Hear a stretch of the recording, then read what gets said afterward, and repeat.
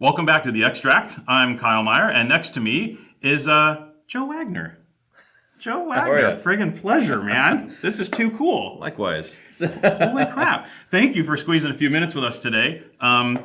Last 18 months for you, pretty crazy? It's been crazy, kind of rebooting what we do in the wine business. So it's been an exciting time. Yeah. Unbelievable. Were things more hectic prior, or are the things more hectic now? We've got them more hectic now. We came out with a few new brands. You know, we sold a brand and came out with the new brands in more of an expedited process. Yeah. But you know, it's really just turned into kind of a balls to the wall sort of mentality. Let's get these out there.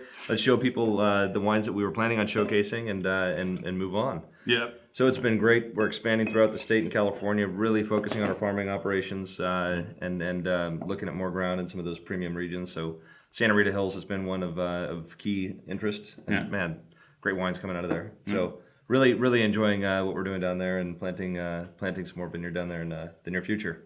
So you got your fingers obviously in a lot of pies. Like the 2-minute story on Copper Cane? What are you doing? So Copper Cane, we started it. The philosophy was to bring great wines to kind of an everyday price. Yeah. So generally around that $20 price point, feel that we can deliver something at a very high level, very consistently, and you know, provide sort of a sense of place, kind of you know, transcending people to the area that we're growing these grapes or making the wines. So we started with that. Copper Cane, the name itself comes from our philosophy in picking, one of our philosophies. So we look to purge the vine of all of its green characters. So we don't want green in the seeds, green on the in the cane wood, and that's where Copper Cane comes in. So it's literally a check mark on our maturity parameter list, so to speak. So we look at it, we say, all right, well, the green's out. We're not going to have any of those bell pepper characters in this wine. It's about time to pick. Yep. And that's what kind of starts the ball rolling in the style of wines that we want to produce. Okay, so that's kind of nutty. You don't want any green, but boy, Oregon. So Oregon was a challenge. I'll say that. So you get into Willamette Valley and you know, you get some difficult years up there, and it's quite a turnoff. But you know, They go for the green up there. yeah, exactly. It's part of their philosophy. So you know, when we started looking in Oregon, we started as everybody else did in the Willamette Valley, and we started looking south of that in the other coastal hill regions. So Umpqua Valley, Rogue Valley, and found some phenomenal grapes with the opportunity to get a higher level of maturity in those regions to kind of balance out that higher acid and green characters in Willamette. And that's where the philosophy started for Elawan. Yeah. So here we are. Its base is Rogue Valley, which is Southern Oregon. Phenomenal place for grapes, and it's just kind of rebooting what its focus is there. I think Chardonnay and Pinot Noir thrive greatly there. Stylistically, it's what I would consider right between sort of your Sonoma Coast, Anderson Valley Pinot Noir and your Willamette Valley Pinot Noir. So proximity-wise, it's literally right in between as well. And that's like a duh moment. Yeah. I mean, seriously, right? You're talking earlier. It's like, well, there's this place. There's like the Anderson Valley, and there's like Oregon. There's like this like big area in between. There's nothing in between Anderson Valley and I mean, there's a lot of pot being grown. Right.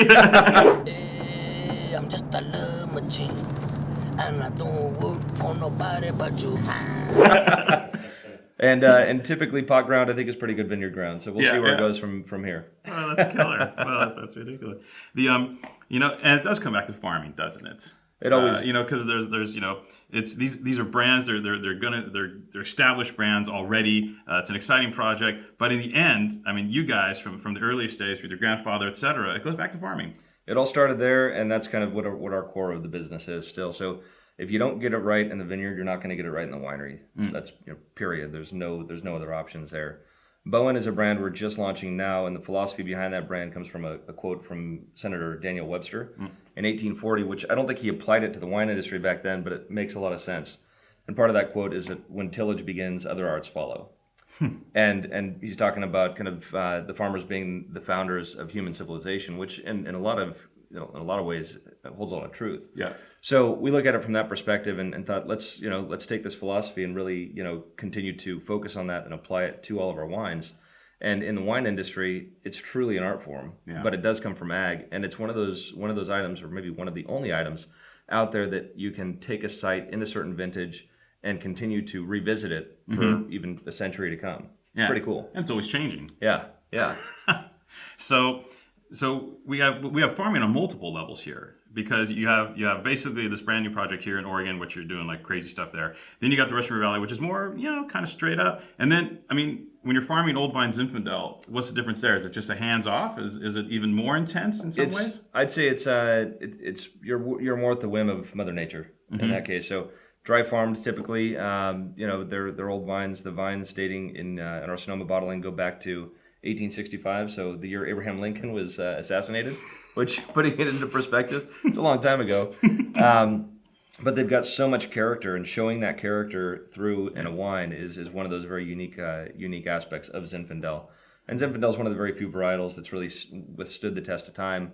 Been a bit misguided in the last decade or two, so we really want to bring it back, showcase what Zinfandel can be, showcase what it was in California. I mean, it is our grandfather grape, it's our state grape. Yeah. I think that it's got a lot of merit. It shows its characters. Second to Pinot Noir, I think it shows its characters of where it's from. And as far as like Tepicete and this kind of like whole conveyance of terroir. Exactly, conveyance of terroir, transcending of the site. I gotta ask, come September, October, do you get to make wine? I do. Well, the last 2 years have been pretty busy, so there have been little stints of travel here and there. I got a great team that's worked up with me since starting in 2004. Yeah. And so I feel really reliant on those guys, and they do a phenomenal job. But yeah, it's I still get to make the wines, still get to have a hand in it, and that's part of the philosophy. Anything that we're doing that really has a pertinent character in the wine, I want to make sure I'm involved with. Yeah. So it's good, but some of the day-to-day stuff, it is very reactive, our winemaking practices, so we don't necessarily adhere to some sort of philosophy that is guided more by what we've written. It's more about being reactive to what will benefit the wine the most. And so you got to be a part of it. You got to be there. You got to be involved. You got to be reactive. And we've got a team that understands that philosophy. But I love being a part of that. That's where the core of it is. You're busy in all these vineyards. It's been busy. It's been good. That's awesome.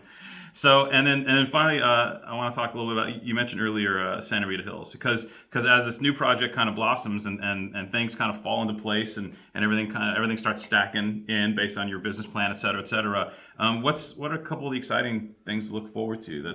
Well, I'd say Santa Rita Hills is an area that I have a lot of interest in. It's been producing some phenomenal Pinot Noirs out of there, so we are planting there. We're looking at Anderson Valley as well. Oregon continues to become, more and more professional in its farming practices, and understanding the infrastructure there is growing. So it's a lot of opportunity there. And then also where we're building wineries, our winery, our hub of operations, so to speak. So we got something new in the works. I could share that with you, but it's an old naval base. Yeah. And it's pretty fun stuff. So yeah. Dude, this is awesome. It's been a good time. Congratulations on you. everything. Thank you. Bringing hard work and just making shit happen. It's cool. Well, it all comes back to family. I mean, I started in family business, and of all businesses that I've been able to see a part of, this business really is great for family aspects. I mean, you can step on each other's toes, you can get pissed off at each other, but at the end of the day, you're still family. Dude, how many kids do you have? I've got 6. So I'm trying to build for the future here. That's the goal. Yeah. So I got four boys, 2 girls, ranging from 10 to 2, and they're a blast. I've had a few of them already make their wine, and there's nothing cooler than that. Get ready, kids. I don't think the Wagners are going anywhere for a while. This looks like a really good gig. Joe, thank you for coming by today. Thank you. I know you're running a gun, and so cheers. It's a pleasure. Thanks, Talking Shop. Appreciate it. Thank you. Awesome.